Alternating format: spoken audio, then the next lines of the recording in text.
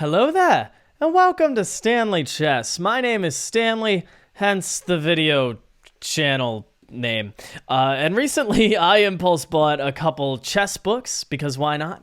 This is one of them, Silman's Endgame Course. I enjoy this so far. And I also got this book. This is The Complete Manual of Positional Chess. And I didn't do any research before a little bit, but not a ton of research before getting the books, because why would I do that when I could just buy them? And, yeah, I mean, I like it so far. And the first game in here is a game played between former world champion Mikhail and German Grandmaster Wolfgang Ullmann. Tal's rating isn't listed on here on the screen, but the book says that he was rated 2620 at the time. And this game was played in Moscow in 1971. Tal was from Latvia. He had 3 fingers on his right hand, I'm pretty sure. And he's known as the Magician of Riga for his attacking and sacrificial play and all that. So this game caught my attention. It's only 19 moves, which is a pretty short game. Basically, Ullmann got demolished. So let's see how Tal did that. This was a French... a French e4, e6, d4, d5, knight d2, a Tarrasch with c5. And, the opening isn't too important. The pieces get developed, whatever. And the first capture in the game occurs here. And the annotation for the game that I have pulled up on chess.com says this is an inaccuracy, which the book also mentioned, because, you're not fully developed. I feel like I haven't, just develop pieces or something. Taking in the center just allows white to recapture. And now white's knight is more active, and the bishop has a clear path of getting into the game. Whereas here, it did not. So white's going to have to waste some time getting that bishop out. But just opening the center and then going bishop d7 is what Ullmann did. But, I mean, why not just play bishop d7 in the first? I mean, I'm sure he was worried about something, right? But anyway... Bishop g5. This is labeled as a mistake. The book gave an interesting idea to sacrifice a pawn with castles, and after knight takes, bishop takes d7, queen d7, and c3, that white has good compensation for the pawn, because, let's say knight takes, and I guess, you just have a lead in development, basically. None of black's pieces are out, the king is in the center, and the bishop is coming out, the rooks are coming to the open files, hence the compensation. But Tal played bishop g5, hitting the queen. And if you go knight f6, it's not great, because after something like, takes, and bishop back, you're going to have a hard time castling. I don't know if, white necessarily, because... White might not want to castle. I'm stumbling over my words. White might not want to castle kingside because of the rook. Maybe castling queenside or something, but I don't know. What do I know? I'm not great at chess. Anyway, bishop g5 hits the queen. The queen goes to a5 check. Knight drops back, and this is labeled as a brilliant move. It's forced. So, it's not it's labeled as a great move because it's the only move to keep the balance. But knight c3 just defends the bishop. If you don't play that, if you play like this, then you lose the bishop, and that's why knight c3 is the only move. And Tal finds it. Shocker. So here, black decides to take in the center again. What did I say earlier? You're taking in the center without your pieces developed. Why are you opening up lines when your pieces can't take advantage of that? Well, black did it to try and win a pawn with bishop b4. Here, to pressure the knight, which is only defended once, and either force white to go back and be passive, or walk into a pin, or give up the pawn. But the thing is, black should have just continued developing, or try to kick out the bishop here. And the threat is, if the bishop goes back, right, then you lose this pawn and the game, because you can't take back, it's defended, and also, even if you did this, you would lose your bishop as well, and the knight is pinned, and you're going to lose the knight. So that's a threat.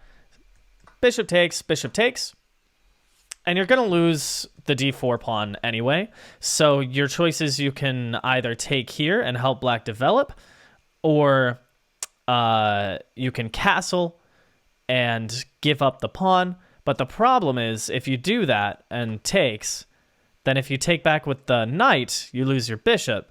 And if you take back with the queen, then bishop takes here, removing the defender, and you lose the bishop again. So not great. So instead, white could have, pushed this pawn forward to d5 just to sacrifice, because you're going to lose it anyway. And after takes castles, the point is that you get the rook to e1 very quickly. So you do have compensation for the pawn. And after knight blocks, knight takes d5. If you take with the bishop, then the queen gets in and the rook gets in, and this is very ugly. And the knight is pinned, so it can't take. So after knight d5, you sacrifice a piece. This is a piece sacrifice. After f takes g5, knight takes e7, bishop e7, and knight g5, can't take because you're pinned. You are down a piece fully for a pawn. But the point is, the king is extremely weak here. I mean, just you sacrifice the piece, but look at this. I mean, this is just not fair. The pieces are coming in. I'm trying to highlight the right moves, but like how are you getting out of this pin? Right? You cannot castle. You drop the bishop, and you're still going to have problems. So this could have happened. But the thing is, here, black has the move c4, hitting the knight, right? And after queen h5 check, g6, queen back, this is just to provoke more weaknesses over here. And the knight is now defended by the queen. Then here, black can try and go for a queen trade. White doesn't want a queen trade because white is down a piece. So keeping the queens on, hitting the rook in the corner. But the thing is, black takes, and after you take the rook with check, the king goes to f7, because if it goes to d7, then it's just walking into checks, and you're gonna lose the game there. So after king here, the game actually ends in a perpetual check, like this. Why? Why does white go for a perpetual and not take the rook in the corner? Be honest. Did you see this? Did you see queen takes g2 was a threat? Go back.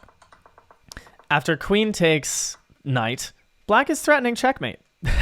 Which, when I first looked at the game, I did not see. I was like, why does the game end in perpetual? Oh, I see. You take the rook with check, very important. Pawn with check, right? And after this, you can't take the rook, or you get mated and lose the game, and that would be tragic, especially as world champion. I'm not sure if he was world champ at the time. I didn't do my research. But anyway, that is just what could have happened. It did not, because Ullman decided instead, sorry about that tangent, instead to take this pawn on d4 without pieces being developed. I mean, look at the king side, and the king is not going to castle through pieces like ChatGPT, unfortunately. So white takes, and you don't really want to take this here because, you're going to take and bring the king to the open file, and like this is not it. So takes, and the point, again, bishop b4, and white decides to castle. A great move, according to the annotation here, because you sacrifice the pawn, so you're down a pawn, but again, the compensation, right? So here, your bishop. The thing is, black, in gaining this pawn, gave up the dark squared bishop, which is very... I just spoiled it. Dang it. Oh, man. Well, anyway. Brilliant move coming up. You give up the dark squared bishop, and these dark squares are just prime real estate, really. I mean, look at this bishop, and the queen is going to come in. We'll see that. So here, I accidentally skipped too far, but... Tal plays the brilliant knight sacrifice, knight to f5.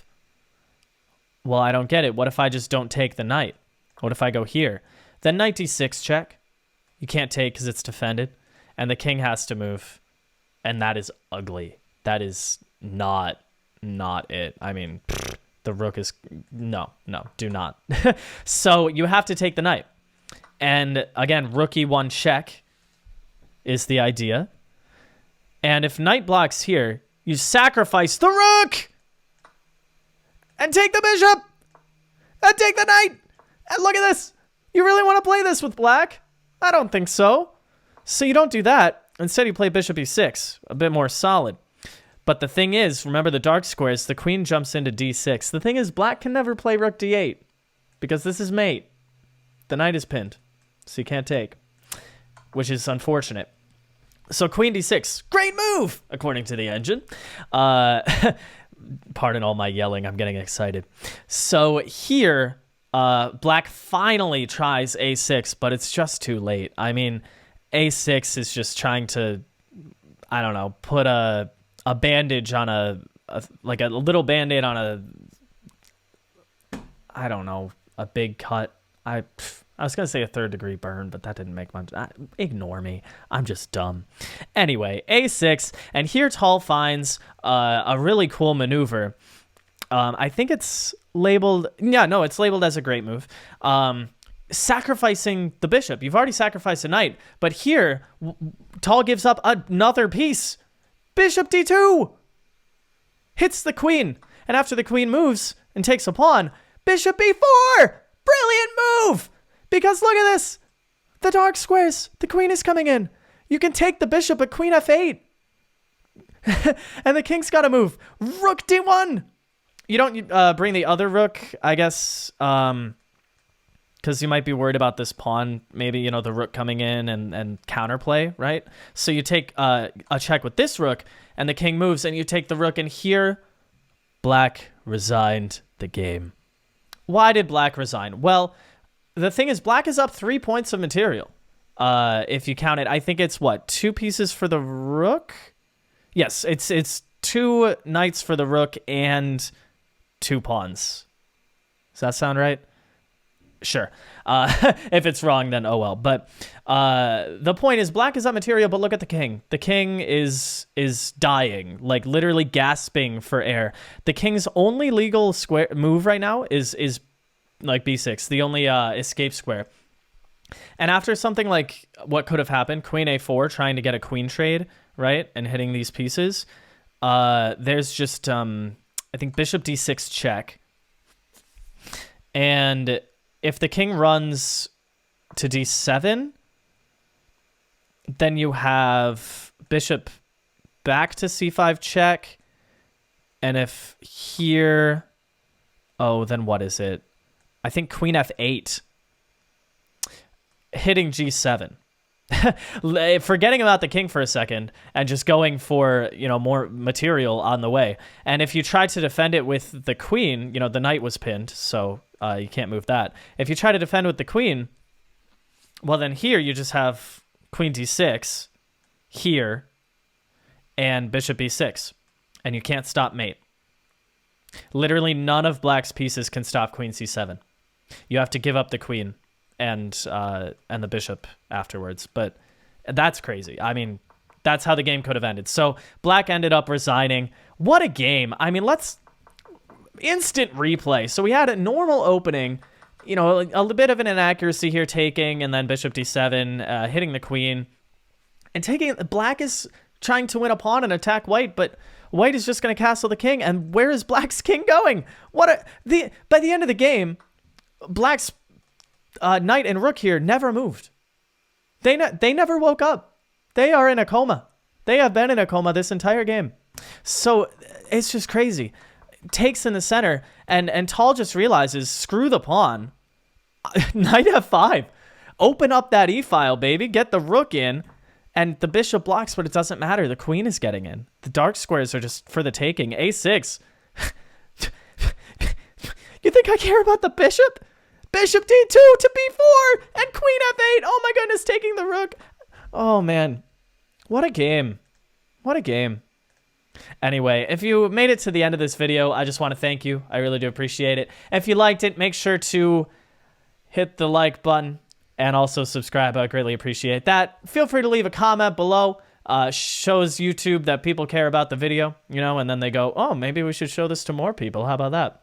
All right. Well, I've taken up enough of your time. Have a great day, guys.